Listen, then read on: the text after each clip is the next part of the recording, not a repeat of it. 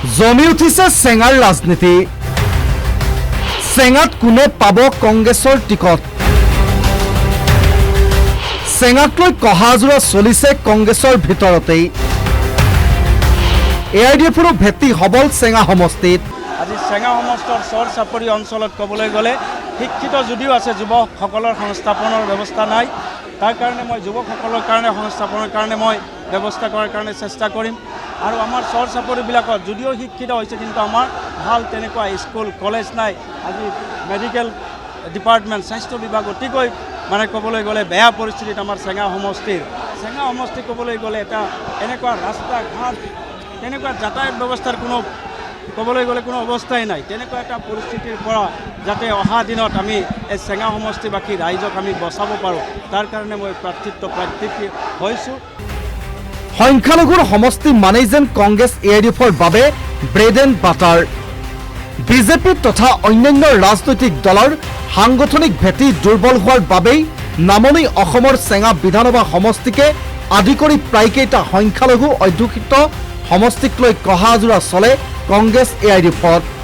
বিশেষকৈ এইবাৰ অধিক আকৰ্ষণীয় হৈছে চেঙাৰ ৰাজনীতি। চেঙাক লৈ চকু বহুতৰেই। তেওঁলোকৰ ভিতৰত ছলমান খান, আব্দুল ৰূপচান্দ ৰাজ, আনোৱাৰ হুছেইন, ৰাজীৱ হুছেইন এওঁলোকৰ নাম চৰ্চাৰ শীৰ্ষত। ছলমান খান অসম প্ৰদেশ কংগ্ৰেছৰ সংখ্যালঘু কোষৰ অধ্যক্ষ হোৱাৰ লগতে সভাপতি গৌৰৱ গগৈৰো অতি ঘনিষ্ঠ বুলি সৰ্বজন বিদিত।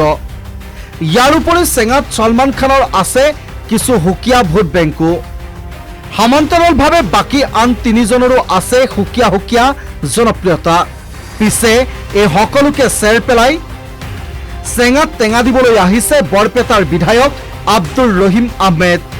পিছে নিজৰ বৰ্তমানৰ বৰপেটা সমষ্টি থকাৰ পিছতো আব্দুল ৰহিম আহমেদৰ বাবে কিয় অধিক প্ৰচণ্ড হ'ল চেঙা সমষ্টি?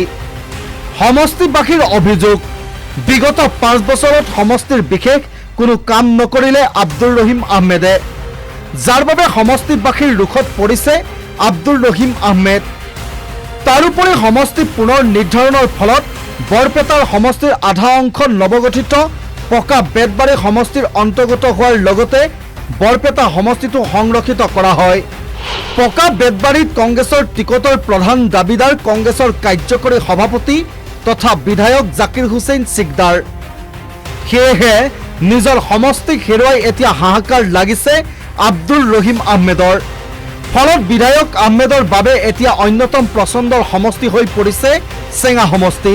পিছে কংগ্ৰেছৰ সংখ্যালঘু নেতাসকলৰ অন্যতম প্ৰিয় সমষ্টি চেঙা হ'লেও চেঙাত AIDFৰো আছে সবল ভোট বেংক। আশ্ৰাফুল হুছেইন চেঙাৰ বৰ্তমানৰ বিধায়ক।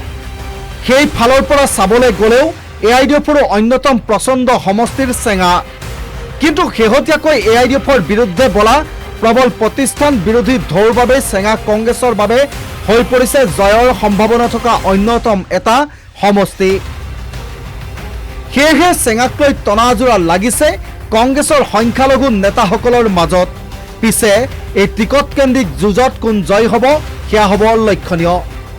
Bureau report, the news plus. যিকোনো খবৰৰ বাবে যোগাযোগ কৰক আমাৰ এই নম্বৰত 9181 307 221।